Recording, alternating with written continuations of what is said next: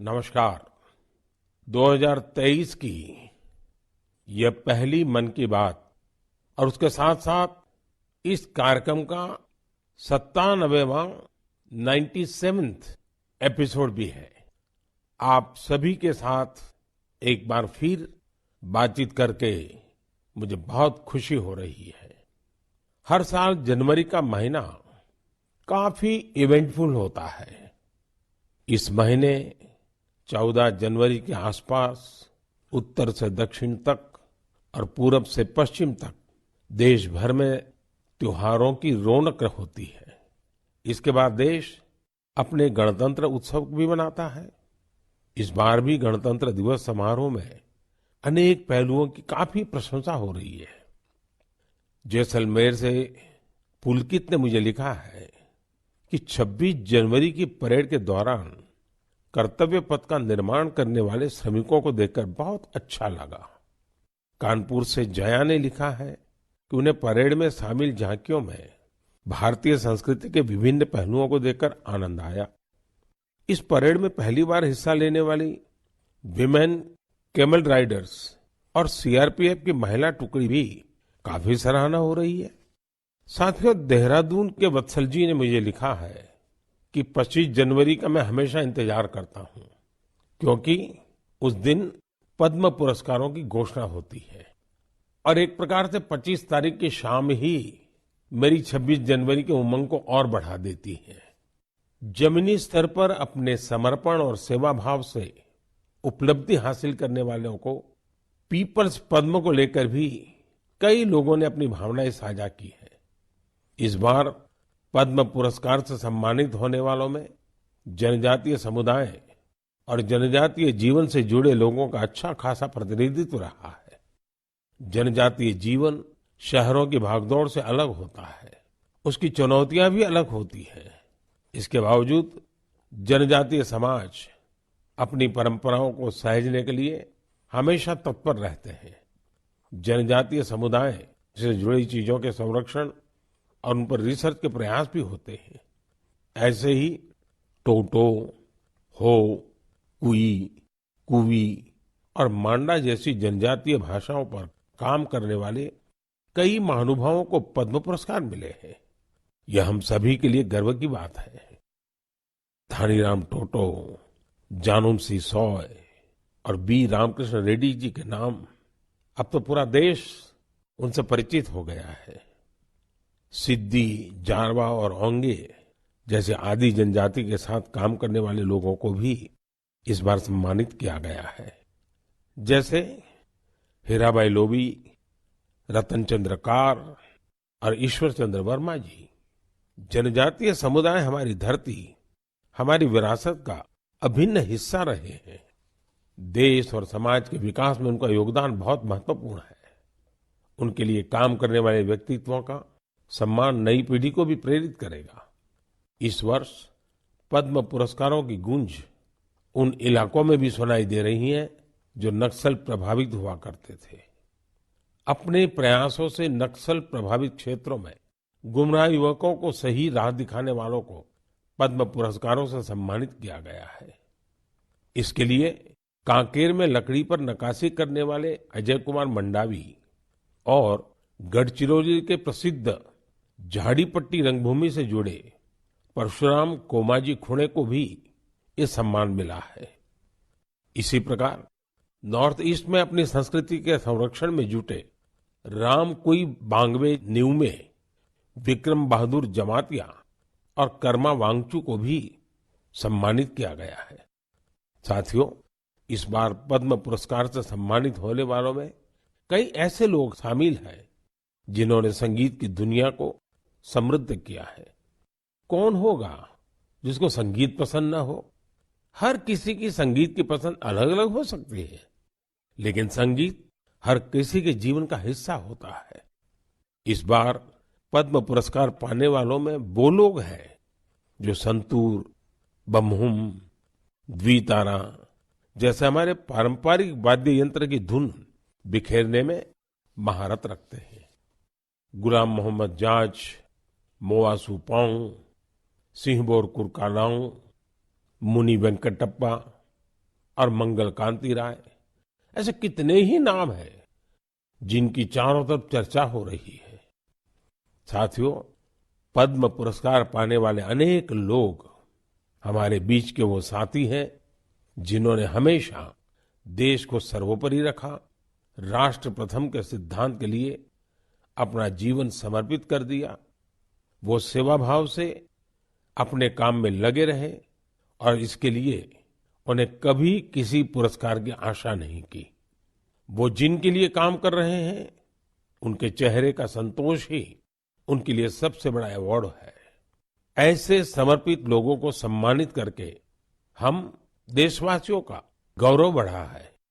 मैं सभी पद्म पुरस्कार विजेताओं के नाम भले ही यहां नहीं ले पाऊं, लेकिन आपसे मेरा आग्रह जरूर है कि आप पद्म पुरस्कार पाने वाले इन महानुभावों के प्रेरक जीवन के विषय में विस्तार से जानें और औरों को भी बताएं।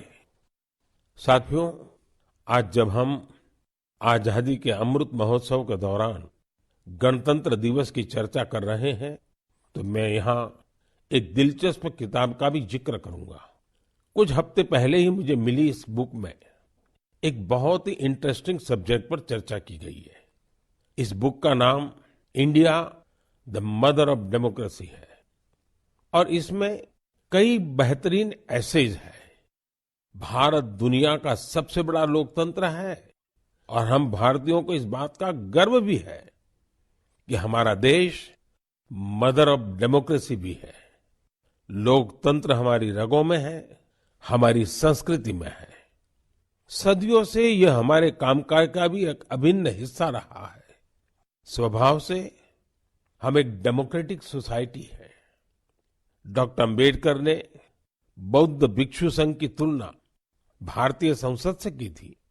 उन्होंने उसे एक ऐसी संस्था बताया था जहां मोशंस, रिजोल्यूशंस, कोरम, वोटिंग और वोटों की गिनती के लिए कई नियम थे।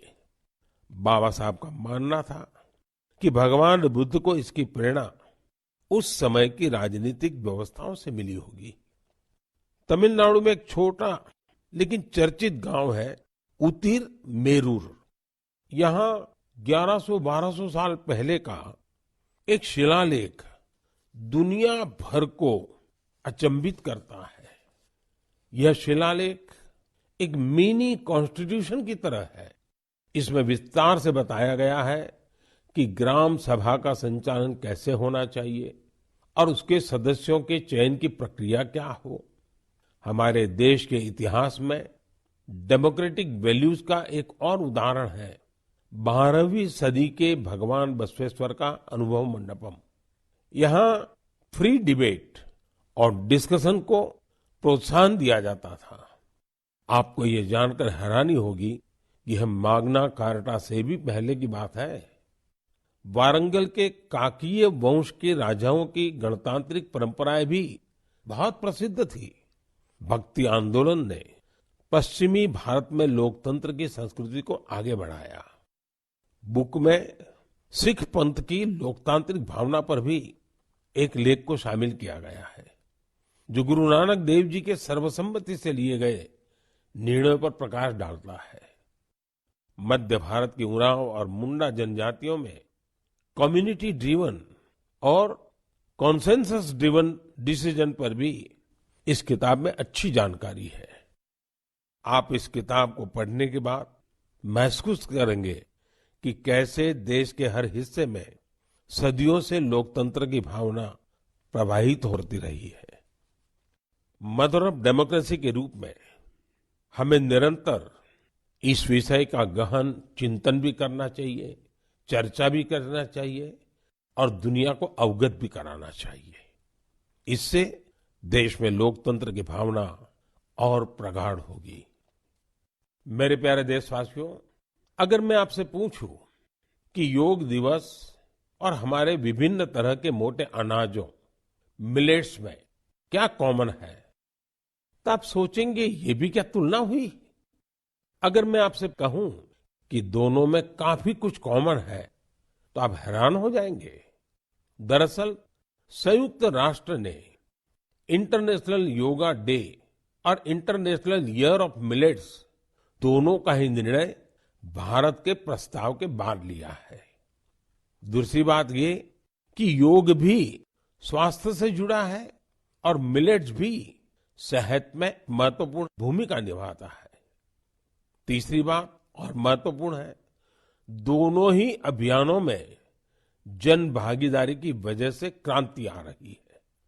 जिस तरह लोगों ने व्यापक स्तर पर सक्रिय भागीदारी करके योग और फिटनेस को अपने जीवन का हिस्सा बनाया है, उसी तरह मिलेट्स को भी लोग बड़े पैमाने पर अपना रहे हैं। लोग अब मिलेट्स को अपने खानपान का हिस्सा बना रहे हैं। इस बदलाव का बहुत बड़ा प्रभाव भी दिख रहा है। इससे एक तरफ वो छोटे किसान बहुत उत्साहित हैं जो पारंपरिक रूप से मिलेट्स का उत्पादन करते थे। वो इस बात से बहुत खुश हैं कि दुनिया अब मिलेट्स का महत्व समझने लगी है। दूसरी तरफ एफपीओ और एंटरप्रेन्योर्स ने मिलेट्स को बाजार तक पहुंचाने और उसे लोगों तक उपलब्ध कराने के प्रयास शुरू कर दिए हैं। आंध्र प्रदेश के नांदयाल जिले के रहने वाले केवी रामा सुब्बा रेड्डी जी ने मिलेट्स के लिए अच्छी खासी सैलरी वाली नौकरी छोड़ दी। माँ के हाथों से बने मिलेट्स के पकवानों का स्वाद कुछ ऐसा रचा बसा था कि इन्होंने अपने गांव में बाजरे की प्रोसेसिंग यूनिट ही शुरू कर दी। सुब्बा रेड्डी जी लोगों को बाजरे के फायदे भी बताते हैं और उसे आसानी से उपलब्ध भी कराते हैं।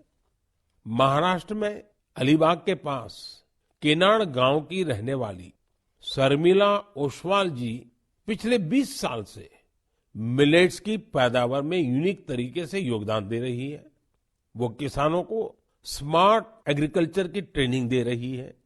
उनके प्रयासों से न सिर्फ मिलेट्स की उपज बढ़ी है, बल्कि किसानों की आय में भी वृद्धि हुई है। अगर आपको छत्तीसगढ़ के रायगढ़ जाने का मौका मिले तो यहाँ के मिलेट्स कैफे जरूर जाइएगा। कुछ ही महीने पहले शुरू हुए इस मिलेट्स कैफे में चीला, डोसा, मोमोज, पिज्जा और मंचूरियन जैसे आइटम खूब पॉपुलर हो रहे हैं। मैं आपसे एक और बात पूछूं? आपने एंटरप्रेन्योर शब्द सुना होगा, लेकिन क्या आपने मिलेटप्रेन्योर सुना है क्या? ओडिशा की मिलेटप्रेन्योर्स आजकल खूब सुर्खियों में है। आदिवासी जिले सुंदरगढ़ की करीब 1,500 महिलाओं का self help group Odisha millets mission से जुड़ा हुआ है। यहाँ महिलाएं मिलेट से कुकीज, रसगुल्ला, गुलाब जामुन और केक तक बना रही है।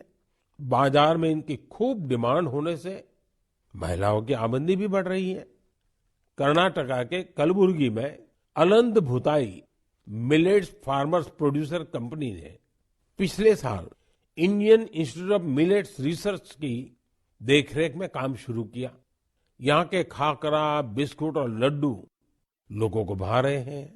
कर्नाटका के ही बीदर जिले में हुलसूर मिलेट प्रोड्यूसर कंपनी से जुड़ी महिलाएं मिलेट्स की खेती के साथ ही उसका आटा भी तैयार कर रही है।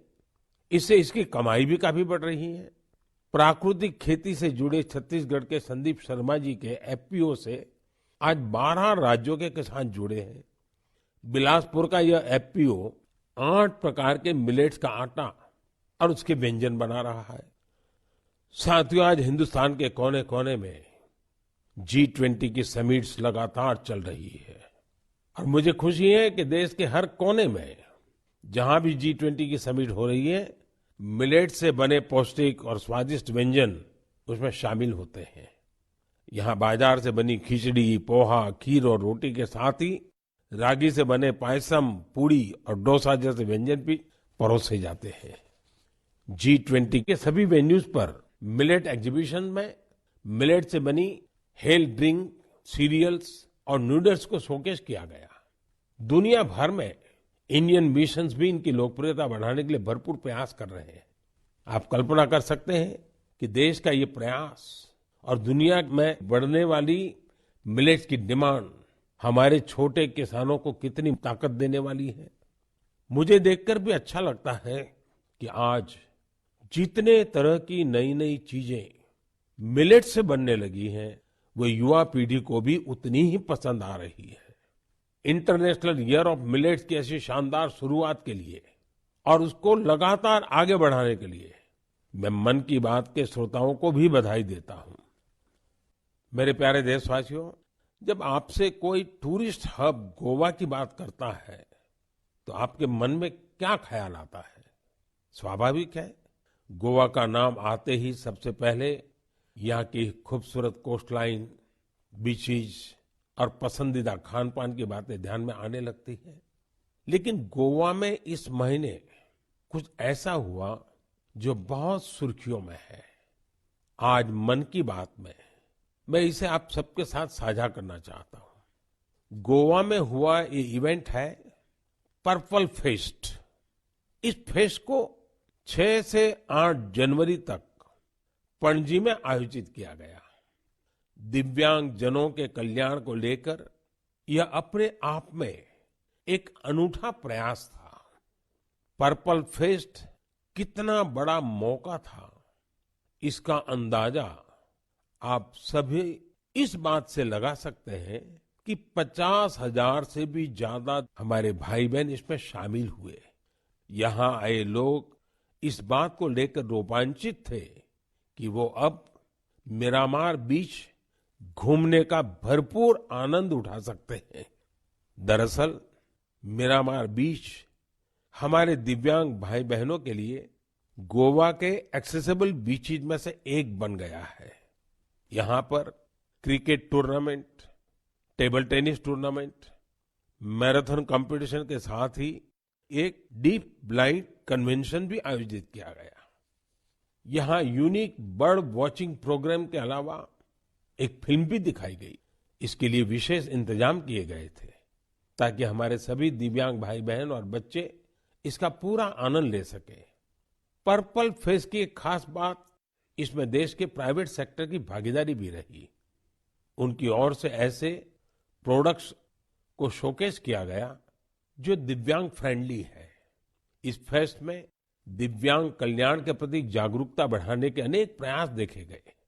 पर्पल फेस्ट को सफल बनाने के लिए मैं इसमें हिस्सा लेने वाले सभी लोगों को बधाई देता हूं। इसके साथ ही उन वॉलंटियर्स का भी अभिनंदन करता हूं जिन्होंने इसे ऑर्गेनाइज करने के लिए रात दिन एक कर दिए। मुझे पूरा विश्वास है कि एक्सेसिबल इंडिया के हमारे विजन को साकार करने में इस प्रकार के अभियान बहुत ही कारगर साबित होंगे। मेरे प्यारे देशवासियों, अब मन की बात में मैं एक ऐसे विषय पर बात करूंगा जिसमें आपको आनंद भी आएगा, गर्व भी होगा और मन कह उठेगा, वाह भाई वाह, दिल खुश हो गया। देश के सबसे पुराने साइंस इंस्टीट्यूशंस में से एक बेंगलुरु का इंडियन इंस्टीट्यूट ऑफ साइंस यानी IISc एक शानदार मिसाल पेश कर रहा है। मन की बात में मैं पहले इसकी चर्चा कर चुका हूं कि कैसे इस संस्थान की स्थापना के पीछे भारत की 2 महान विभूतियां जमशेदजी टाटा और स्वामी विवेकानंद की प्रेरणा रही है। तो आपको और मुझे आनंद और गर्व दिलाने वाली बात यह है कि साल 2022 में इस संस्थान के नाम कुल 145 पेटेंट्स रहे हैं। इसका मतलब है हर 5 दिन में 2 पेटेंट्स। ये रिकॉर्ड अपने आप में अद्भुत है। इस सफलता के लिए मैं IISc की टीम को भी बधाई देना चाहता हूं। साथियों, आज पेटेंट फाइलिंग में भारत की रैंकिंग 7वीं और ट्रेडमार्क्स में 5वीं है। सिर्फ पेटेंट्स की बात करें तो पिछले 5 वर्षों में इसमें करीब 50% की वृद्धि हुई है। ग्लोबल इनोवेशन इंडेक्स में भी भारत की रैंकिंग में जबरदस्त सुधार हुआ है और अब वो 40वें पर आ पहुंची है, जबकि 2015 में भारत ग्लोबल इनोवेशन इंडेक्स में 80 नंबर के भी पीछे था। एक और दिलचस्प बात मैं आपको बताना चाहता हूं। भारत में पिछले 11 वर्षों में पहली बार डोमेस्टिक पेटेंट फाइलिंग की संख्या फॉरेन फाइलिंग से अधिक देखी गई है। ये भारत के बढ़ते हुए वैज्ञानिक सामर्थ्य को भी दिखाता है। साथियों, हम सभी जानते हैं कि 21वीं सदी की ग्लोबल इकोनॉमी में नॉलेज ही सर्वोपरि है। मुझे विश्वास है कि भारत के टेकेड का सपना हमारे इनोवेटर्स और उनके पेटेंट्स के दम पर जरूर पूरा होगा। इससे हम सभी अपने ही देश में तैयार वर्ल्ड क्लास टेक्नोलॉजी और प्रोडक्ट का भरपूर लाभ ले सकेंगे। मेरे प्यारे देशवासियों, नमो ऐप पर मैंने तेलंगाना के इंजीनियर विजय जी की एक पोस्ट देखी। इसमें विजय जी ने ई वेस्ट के बारे में लिखा है। विजय जी का आग्रह है कि मैं मन की बात में इस पर चर्चा करूं। इस कार्यक्रम में पहले भी हमने वेस्ट टू वेल्थ यानी कचरे से कंचन के बारे में बातें की है, लेकिन आइए आज इसी से जुड़ी ई वेस्ट की चर्चा करते हैं। साथियों, आज हर घर में मोबाइल फोन, लैपटॉप, टैबलेट जैसी डिवाइसेस आम हो चली है। देश भर में इनकी संख्या बिलियंस में होगी। आज के लेटेस्ट डिवाइस भविष्य के ई वेस्ट भी होते हैं। जब भी कोई नई डिवाइस खरीदता है या फिर अपनी पुरानी डिवाइस को बदलता है, तो यह ध्यान रखना जरूरी हो जाता है कि उसे सही तरीके से डिस्कार्ड किया जाता है या नहीं। अगर ई वेस्ट को ठीक से डिस्पोज नहीं किया गया तो यह हमारे पर्यावरण को भी नुकसान पहुंचा सकता है। लेकिन अगर सावधानी पूर्वक ऐसा किया जाता है तो ये रिसाइकल और रीयूज की सर्कुलर इकोनॉमी की बहुत बड़ी ताकत बन सकता है। संयुक्त राष्ट्र की एक रिपोर्ट में बताया गया था कि हर साल 50 मिलियन टन ई वेस्ट फेंका जा रहा है। आप अंदाजा लगा सकते हैं कि कितना होता है। मानव इतिहास में जितने कमर्शियल प्लेन बने हैं, उन सभी का वजन मिला दिया जाए तो भी जितना ई वेस्ट निकल रहा है उसके बराबर नहीं होगा। ये ऐसा है जैसे हर सेकंड 800 लैपटॉप फेंक दिए जा रहे हो। आप जानकर चौंक जाएंगे कि अलग अलग प्रोसेस के जरिए इस ई वेस्ट से करीब 17 प्रकार के प्रेशियस मेटल्स निकाले जा सकते हैं। इसमें गोल्ड, सिल्वर, कॉपर और निकल शामिल है। इसलिए ई वेस्ट का सदुपयोग करना कचरे को कंचन बनाने से कम नहीं है। आज ऐसे स्टार्टअप्स की कमी नहीं जो इस दिशा में इनोवेट काम कर रहे हैं। आज करीब 500 ई वेस्ट रिसाइकलर्स इस क्षेत्र से जुड़े हैं और बहुत सारे नए उद्यमियों को भी इससे जोड़ा जा रहा है। इस सेक्टर ने हजारों लोगों को सीधे तौर पर रोजगार भी दिया है। बेंगलुरु की ई परिसरा ऐसे ही एक प्रयास में जुटी है। इसने प्रिंटेड सर्किट बोर्ड्स की कीमती धातुओं को अलग करके ही स्वदेशी टेक्नोलॉजी विकसित की है। इसी तरह मुंबई में काम कर रही इकोरिको ने मोबाइल ऐप से ई वेस्ट को कलेक्ट करने का सिस्टम तैयार किया है। उत्तराखंड के रुड़की की एटेरो रिसाइकलिंग ने तो इस क्षेत्र में दुनिया भर में कई पेटेंट्स हासिल किए हैं। इसने भी खुद की ई वेस्ट रिसाइकल टेक्नोलॉजी तैयार कर काफी नाम कमाया है।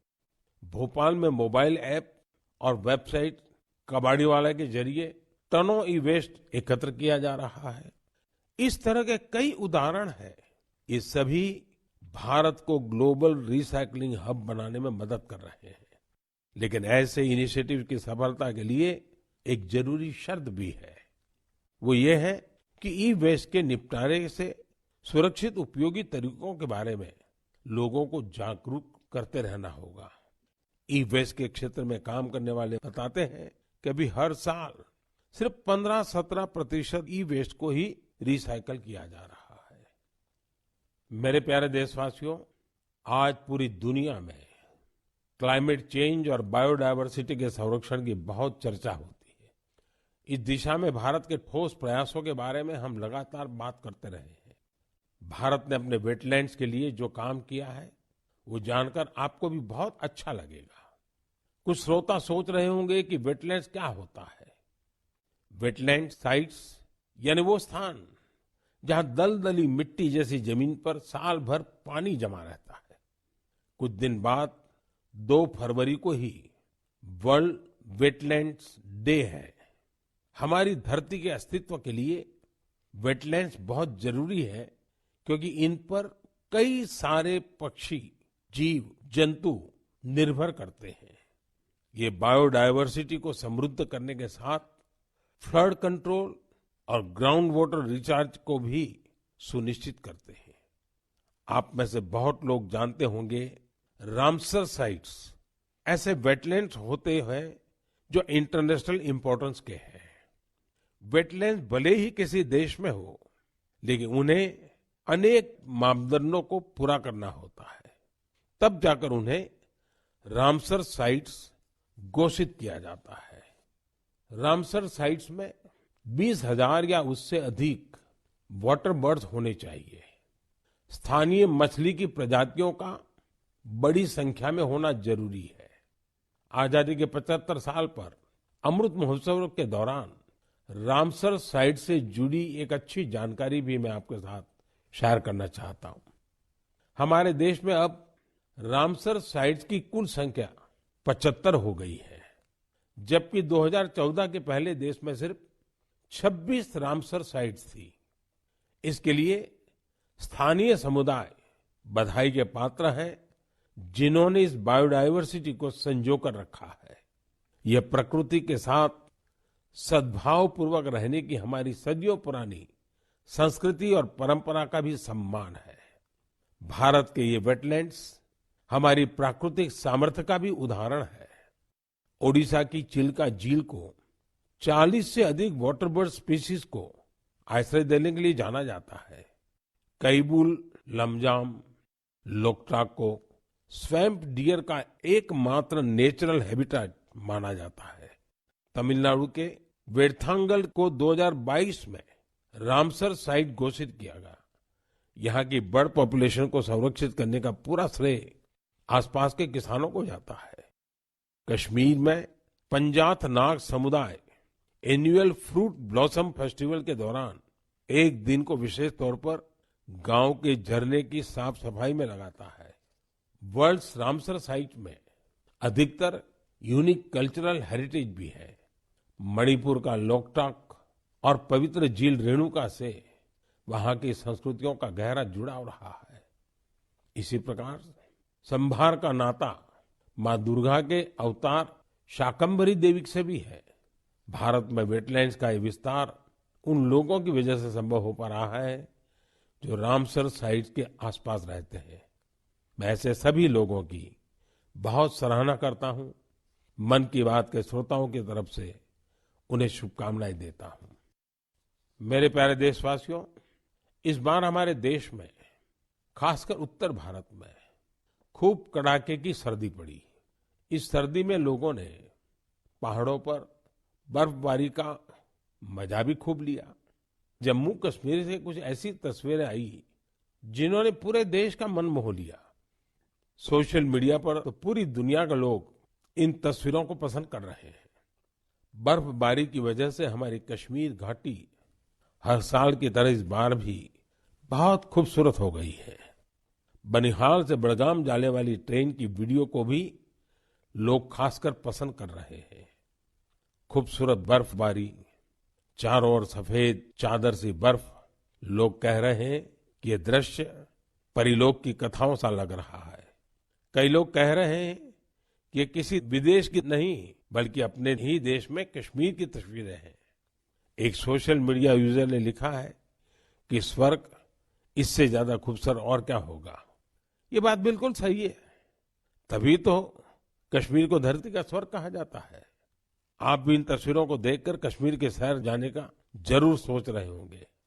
मैं चाहूंगा आप खुद भी जाइए और अपने साथियों को भी ले जाइए। कश्मीर में बर्फ से ढके पहाड़, प्राकृतिक सौंदर्य के साथ साथ और भी बहुत कुछ देखने जानने के लिए है। जैसे कि कश्मीर के सैयदाबाद में विंटर गेम्स आयोजित किए गए। इन गेम की थीम थी स्नो क्रिकेट। आप सोच रहे होंगे कि स्नो क्रिकेट तो ज्यादा ही रोमांचक खेल होगा। आप बिल्कुल सही सोच रहे हैं। कश्मीरी युवा बर्फ के बीच क्रिकेट को और भी अद्भुत बना देते हैं। इसके जरिए कश्मीर में ऐसे युवा खिलाड़ियों की तलाश भी होती है जो आगे चलकर टीम इंडिया के तौर पर खेलेंगे। ये भी एक तरह से खेलो इंडिया मूवमेंट का ही विस्तार है। कश्मीर में युवाओं में खेलों को लेकर बहुत उत्साह बढ़ रहा है। आने वाले समय में इनमें से कई युवा देश के लिए मेडल जीतेंगे, तिरंगा लहराएंगे। मेरा आपको सुझाव होगा कि अगली बार जब आप कश्मीर की यात्रा प्लान करें तो इन तरह के आयोजनों को देखने के लिए भी समय निकालें। ये अनुभव आपकी यात्रा को और भी यादगार बना देंगे। मेरे प्यारे देशवासियों, गणतंत्र को मजबूत करने के हमारे प्रयास निरंतर चलते रहने चाहिए। गणतंत्र मजबूत होता है जनभागीदारी से, सबका प्रयास से, देश के प्रति अपने अपने कर्तव्यों को निभाने से। और मुझे संतोष है कि हमारा मन की बात ऐसे कर्तव्यनिष्ठ सेनानियों की बुलंद आवाज है। अगली बार फिर से मुलाकात होगी ऐसे कर्तव्यनिष्ठ लोगों की दिलचस्प और प्रेरक गाथाओं के साथ। बहुत बहुत धन्यवाद।